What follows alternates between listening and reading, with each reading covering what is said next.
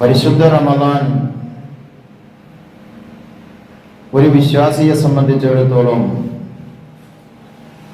ഒരു വേനൽ മഴ പോലെയാണ്. ഈ ഉപമ ഞാൻ ഒരിക്കലും ഇവിടുന്ന് പറഞ്ഞു എന്നാണ് ഞാൻ ഓർക്കുന്നത്. നമുക്കറിയാം, ഇന്ന് നമ്മൾ ഏത് റോഡിന്റെ സൈഡിൽ കൂടി വരികയാണെങ്കിലും പൈപ്പിന്റെയും റോഡിന്റെയും പണികൾ ധൃതിയായി നടക്കുന്നത് കൊണ്ട്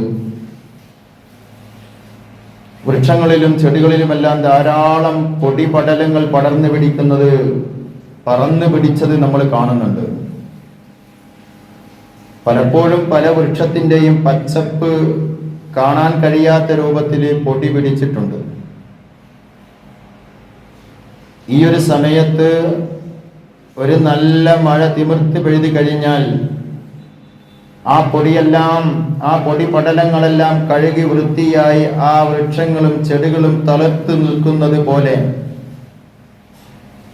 11 മാസക്കാലം പൊടിപടലങ്ങൾ പിടിച്ച ഒരു ജീവിതത്തിലേക്ക്, അവന്റെ ജീവിതത്തിലേക്ക് റമദാൻ കടന്നു വരുമ്പോൾ ഈ ഒരു മാസം കാലം കൊണ്ട് ഈ വേനൽ മഴ വർഷിച്ചതുപോലെ കഴുകി തിമിർത്ത് പെയ്ത വേനൽ മഴ പോലെ കഴുകി വൃത്തിയാക്കുന്ന ഒരു ഹൃദയമായി മാറ്റാൻ നമുക്ക് പരിശുദ്ധ റമദാൻ കൊണ്ട് കഴിയേണ്ടതുണ്ട്. അതിനെ പടച്ചതമ്പുരാൻ തൗഫീഖ് നൽകുമാറാകട്ടെ. അതുപോലെ നമ്മൾ മനസ്സിലാക്കേണ്ടത് മറ്റൊരു കാര്യം, ഈ വേനൽ മഴ വർഷിക്കുമ്പോൾ നമ്മുടെ വീട്ടിന്റെ മുറ്റത്ത് കുറെ പാത്രങ്ങൾ നമ്മൾ തുറന്നു വെച്ചിട്ടുണ്ട്. വെള്ളത്തിന് അല്പം പ്രയാസമുള്ളൊരു സമയമായത് കൊണ്ടാണ് അങ്ങനെ തുറന്നു വെച്ചത് എന്ന് നിങ്ങൾ സങ്കല്പിക്കുക.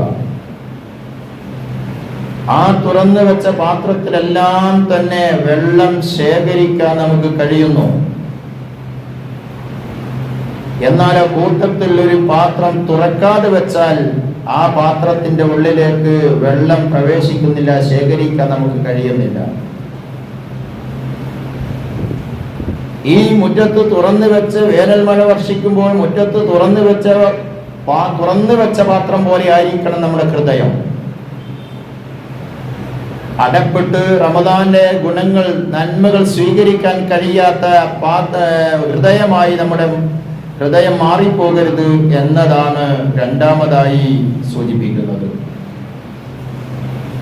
മൂന്നാമതായി പറയാനുള്ളത്, ഞാൻ അടക്കമുള്ളവരോട് പറയാനുള്ളത്, വേനൽ മഴ വർഷിക്കുമ്പോൾ പാത്രം തുറന്നു വെച്ചെങ്കിലും ആ പാത്രത്തിന് ദ്വാരമുണ്ടോ എന്ന് നമ്മൾ പരിശോധിക്കണം. ശേഖരിച്ച വെള്ളം നാം അറിയാതെ ഒഴുകിപ്പോകുന്നു, ആ പാത്രം കാലിയായി പോകും.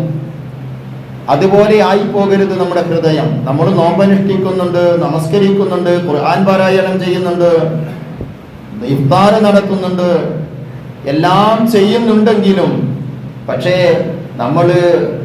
നമ്മുടെ അമലുകള് മറ്റൊരു രൂപത്തിൽ അങ്ങ് നഷ്ടപ്പെട്ടു പോകുന്ന, അന്യനെ കൊണ്ട് ഗീബത്തുകളും നമീമത്തുകളും പറഞ്ഞ് മറ്റു രീതികളിലെല്ലാം തന്നെ നമ്മുടെ ഹൃദയത്തിന് ദ്വാരങ്ങൾ ഉണ്ടാക്കിയാൽ ആ കർമ്മങ്ങളുടെ ഫലങ്ങളെല്ലാം ചോർന്നു പോകുമെന്ന് നമ്മൾ മനസ്സിലാക്കേണ്ടതുണ്ട്. അതുകൊണ്ട് ഇത്തരം കാര്യങ്ങൾ നമ്മൾ ഈ പരിശുദ്ധമായ റമദാനിൽ സൂക്ഷിക്കണം. ഒരു വേനൽ മഴയിൽ കഴുകിപ്പോകുന്ന പൊടിപടലങ്ങളെ പോലെ ആയിരിക്കണം. എന്നിട്ട് തളർത്തു നിൽക്കുന്ന ആ വൃക്ഷത്തിന്റെ ഇല പോലെ ആയിരിക്കണം നമ്മുടെ ഹൃദയം. വെള്ളം സ്വീകരിക്കുന്ന പാത്രം പോലെ ആയിരിക്കണം നമ്മുടെ ഹൃദയം. ദ്വാരമില്ലാത്ത പാത്രം പോലെ ആയിരിക്കണം നമ്മുടെ ഹൃദയം എന്നതാണ് സൂചിപ്പിക്കുന്നത്.